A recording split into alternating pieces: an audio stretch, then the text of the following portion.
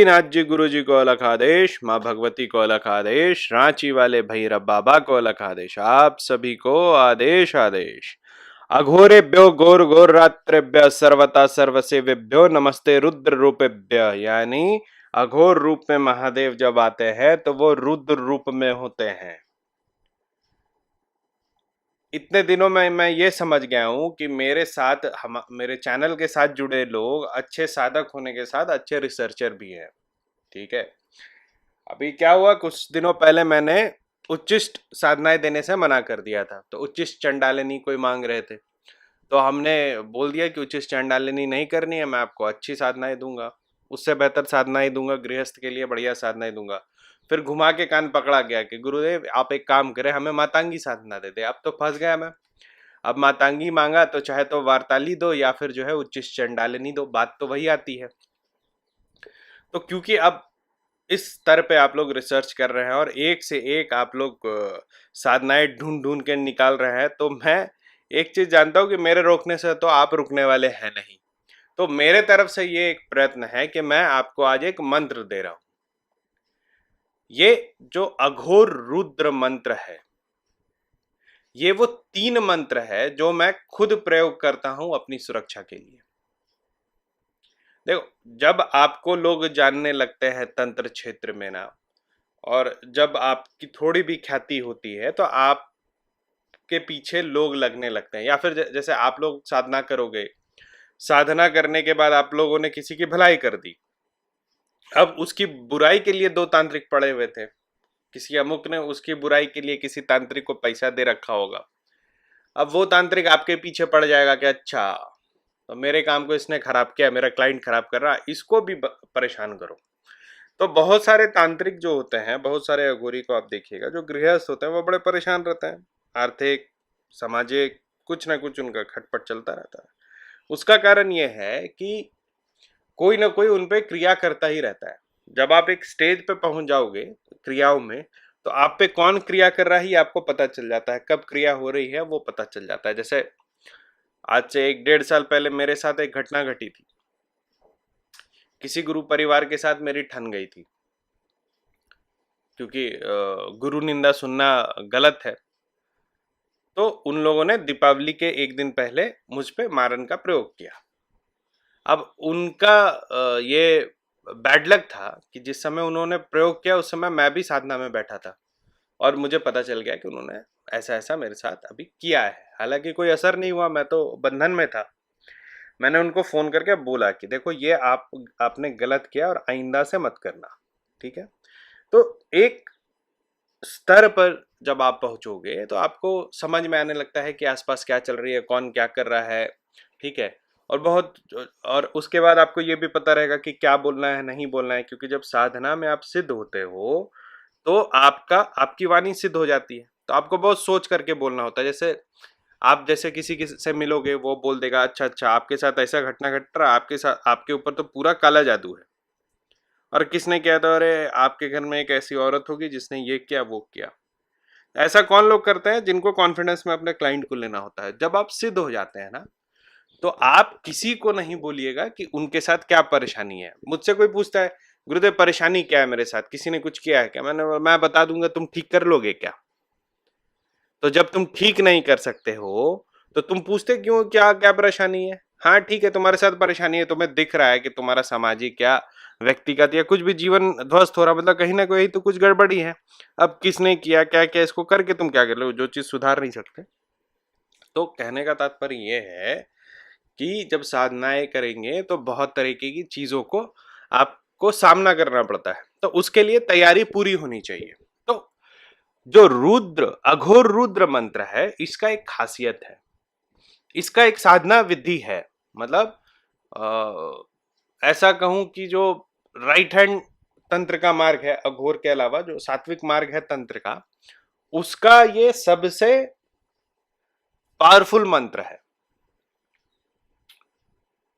जो शुरुआत में मैंने अभी एक मंत्र पढ़ा था, वो मंत्र अगर आप कई किताबों में देखोगे तो उसमें अंतर मिलेगा, कुछ शब्दों का हेर फेर है।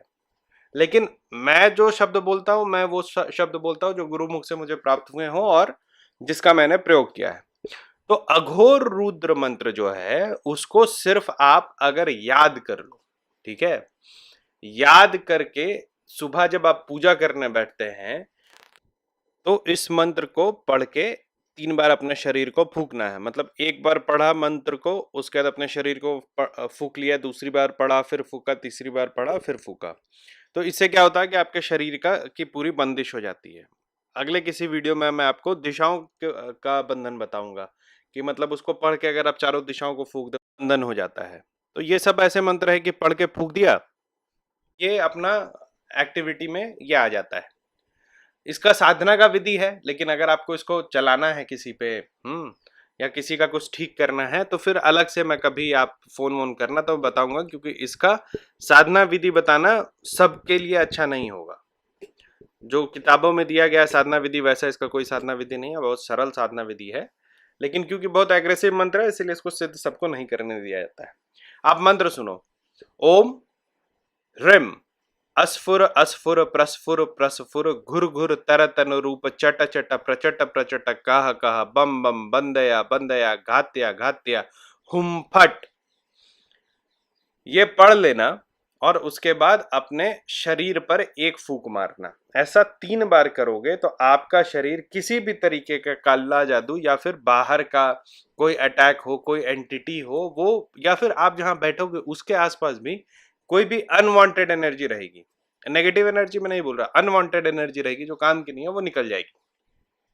मंत्र एक बार फिर से सुनो, ओम ह्रीम अस्फुर अस्फुर प्रस्फुर प्रस्फुर घुर घुर तर तनु रूप चट चट प्रचट प्रचट कह कह बम बम बंदया बंदया घातया घातया हुम फट। एक बार अंतिम बार सुन लो ताकि तुम लोग सीधे प्रयोग कर सको।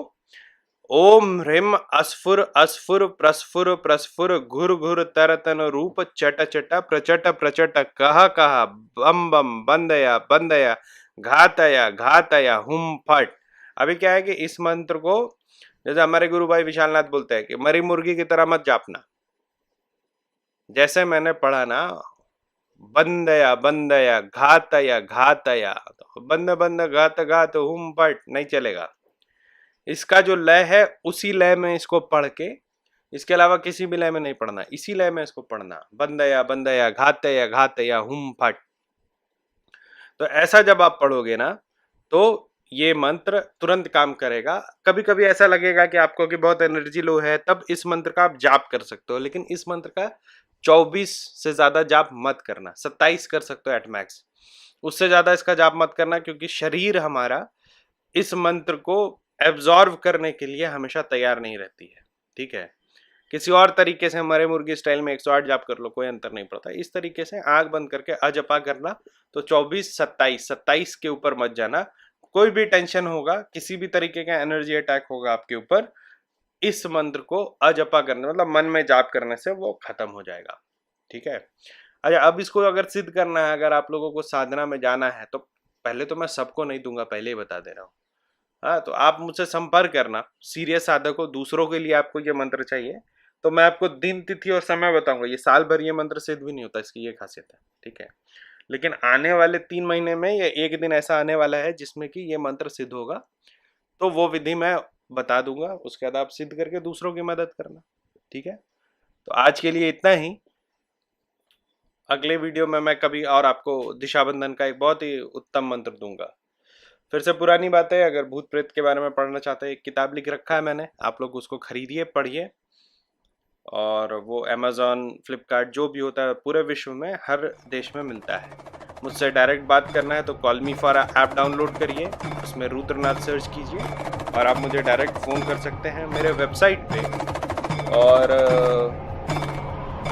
मेरा वेबसाइट दिया हुआ डिस्क्रिप्शन में, उसमें आप अपॉइंटमेंट भी सीख कर सकते हैं। व्हाट्सअप नंबर मेरा दिया हुआ है, उसमें भी अपॉइंटमेंट सीख करके ही अब मैं बात करता हूँ। आप सभी को अलग आदेश आदेश आदेश।